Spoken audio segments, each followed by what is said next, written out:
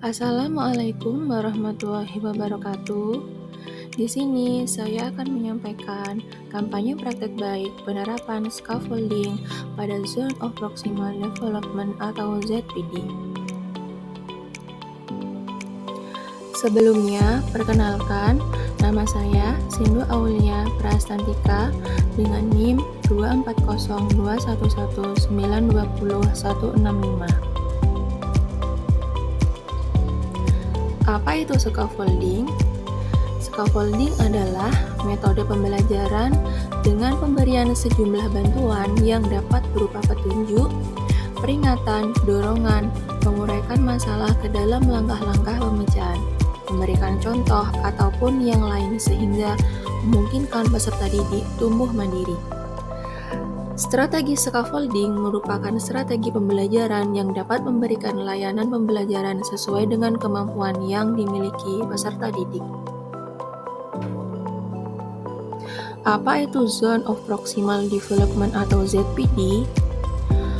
Vygotsky mengatakan bahwa Zone Proximal Development atau ZPD adalah serangkaian tugas yang sulit dikuasai peserta didik secara mandiri, namun dapat dipelajari dengan membutuhkan bantuan dari orang lain seperti guru, orang yang lebih dewasa, atau teman sebaya yang lebih mahir. Berikut ini adalah 4 tahapan perkembangan Zone of Proximal Development atau ZPD menurut Vygotsky. 1. Perilaku anak masih bergantung pada bantuan orang lain. 2. Tindakan anak berdasarkan inisiatifnya sendiri. 3. Perilaku anak berkembang dan terinternalisasi secara spontan. Dan yang keempat adalah tindakan spontan berpikir abstrak. Penerapan Zone of Proximal Development atau ZPD di SDN Tegal Besar 2, mata pelajaran IPAS kelas 4A, topik karakteristik wujud benda. Strategi, teknik, dan metode pembelajaran. Saat penerapan ZPD di SDN Tegal Besar 2, saya menggunakan model pembelajaran problem-based learning. Dan metode pembelajaran yang saya gunakan adalah kooperatif. Pembelajaran dengan menggunakan metode kooperatif sesuai dengan teori Vygotsky menekankan pada scaffolding dan Zone of Proximal Development atau ZPD, karena pembelajaran ini merupakan terusan dari teori yang dikemukakan oleh Vygotsky, yaitu teori pelajar sosial di mana terjadi interaksi antara guru dan siswa dalam menemukan konsep pembelajaran. Tahapan pembelajaran scaffolding pada ZPD di kelas 4A SDN Tegal Besar 2. Pertama, guru akan menjelaskan materi pembelajaran. Kemudian, guru menentukan Zone of Proximal Development berdasarkan tingkat kognitif siswa dari hasil belajar sebelumnya. Yang ketiga, guru mengelompokkan siswa menurut ZPD.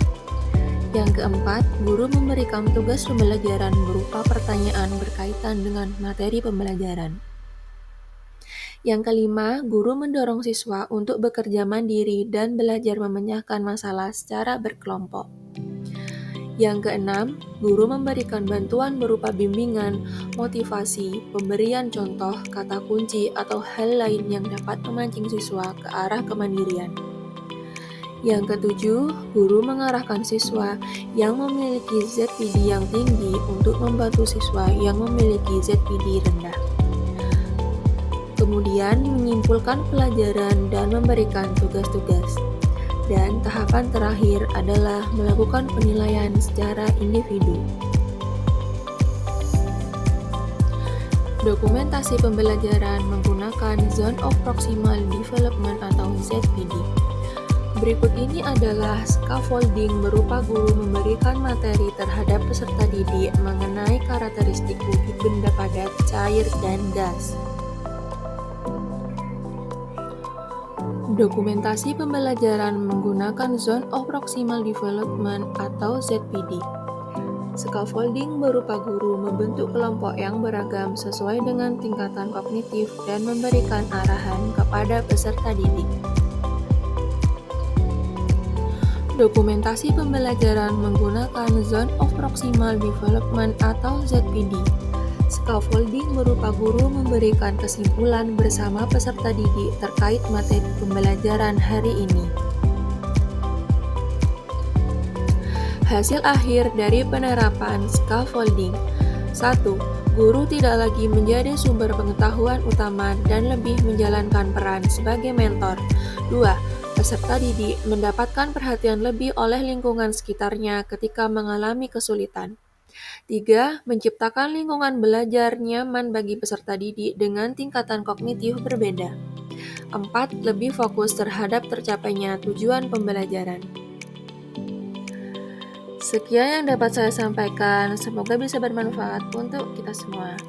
Terima kasih. Wassalamualaikum warahmatullahi wabarakatuh.